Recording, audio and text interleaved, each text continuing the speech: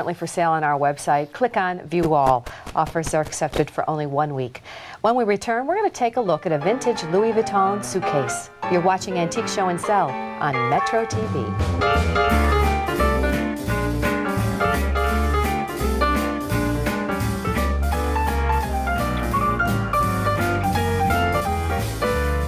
On Madison. Up next, we have a lady who's been here before. Binta is back with two very interesting pieces. Nice to see you. It's nice to see you again, Rhonda. We have talked a number of times about your pieces, always something different we haven't seen before. Today you brought us toilet water, and I'm hoping John can explain what toilet water is. But tell us where you got it. It was a Christmas gift back in the 70s. I never used it because I didn't care too much for perfume, but I always kept it in the closet. And you had Pucci on once. Someone had Pucci, and I says, oh, I have a Pucci perfume bottle. So I took it out of the closet. And the fact that you kept it in the box all these years, I'm very impressed with that. John, what do you think? Emilio Pucci, one of the biggest names of the 1960s and early 70s, fell out of favor after a few years, and then all of a sudden is back in as just the hottest designer out there. I think Pucci's still around making new, and even the Pucci people are buying back their old designs so that they can recapture and get the ideas back. They didn't keep them, and reissue their own items. Now, Pucci was primarily known for clothing, scarves, for blouses, for skirts, for dresses for women and men as well. I'm going to have to tip this to get this out. But they also dabbled, as all designers do, in things like perfume. To have a Pucci perfume that has never been used, never been opened, and never sprayed is really kind of cool. When you're looking at perfume, vintage perfume, there are three things you want to look for: box, sealed, and filled.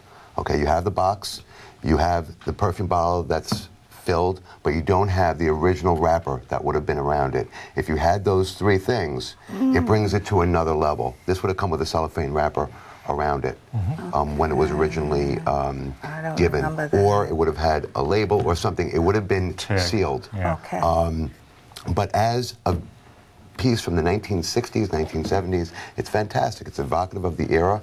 It's something that people are really looking for with the rediscovery of Pucci, the Pucci prints. The graphics on the box are where it's all at. If you look at the blouses, look at the fabrics, the textiles, it's all in the graphics. And these are just screaming, that whole original Emilio Pucci time frame. Now, you were asking, why is it called toilet water? Yes, because officially that's what this is. Toilet water is a bastardization, an American bastardization of eau de toilette, which has a totally different meaning. Basically the concept was that you wanted something that had a pleasant scent, but didn't have the strength of an evening perfume. So what the manufacturers do is basically just dilute the perfume with water. But where the name comes from? Basically, after bath or after bathing, you would splash a little on to give you a bit of a cool, clean feel and add a bit of scent. And do these scents wear off over time, or is this as strong as it was back then? All scents die very quickly. The truth about scent is, from the finest perfume to the most humble aftershave for a gentleman, basically within a year you should replace it. The true scent is missing. It's now gone. Well, let's give Binta the value on this item before we move on to the next. What do you think, John? This doesn't quite have the level that the clothing has yet. It's going to get there eventually, but right now the perfumes, the toilet waters are selling in the $35 to $50 range, and that's where I would price this. And David? I agree with John. Yeah, probably on the $35 to $45 level. All right, Binta. Well, there you go for that. We're going to move on and talk about this beautiful suitcase you've brought in. Tell us where you got in. I got this suitcase at a U-Haul auction. I can't exactly remember what year it was, but it was sometimes in the late 70s or early 80s. Do you remember the address? Yes, I can tell you exactly where I got it. It's funny because people say on the show they found things on the curb or in a dumpster, superintendents of buildings, but not often have we gotten things actually out of a storage auction. Yes, it was so that's nice to hear that they still happen. John, what do you think of this suitcase? First, tell the people what you do with this. I use it as a storage box for, I'm a jewelry designer, so I store my tools in Your it. tools in Stores here. or tools in it? Oh, man. Okay. I never used it as a suitcase. I always use it as storage.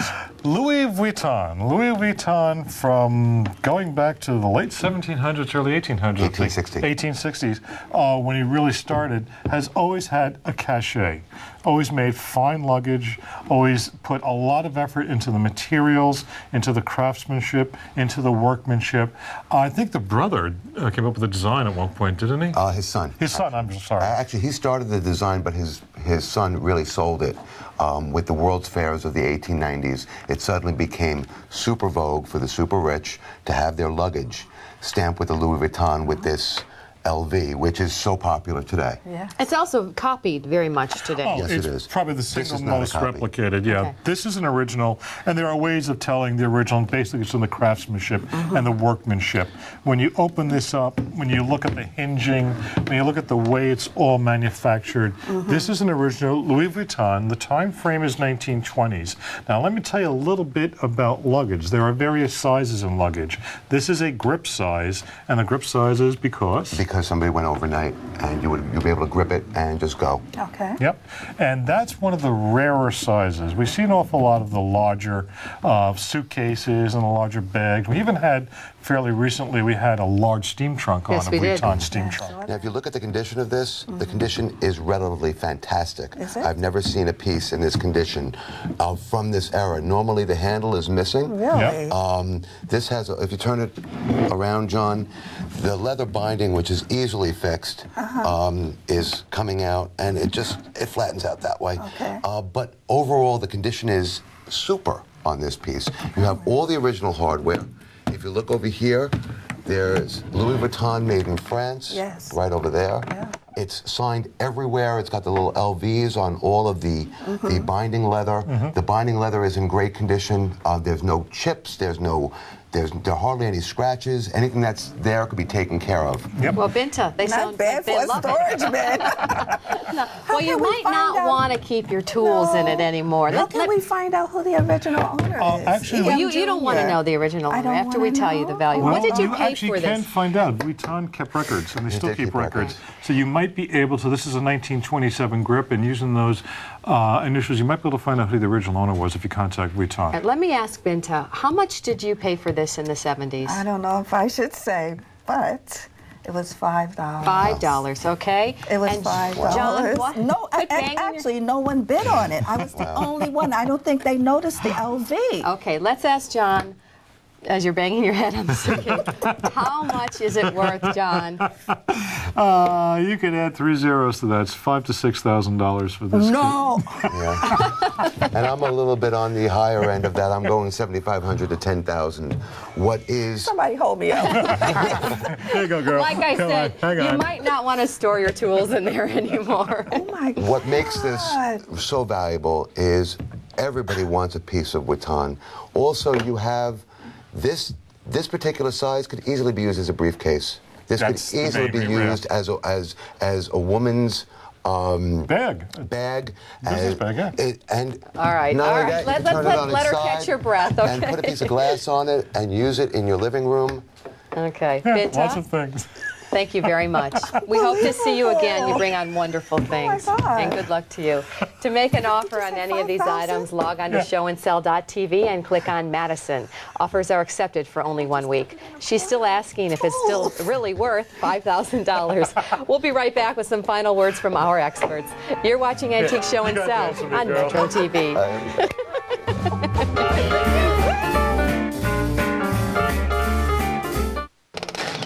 You're not gonna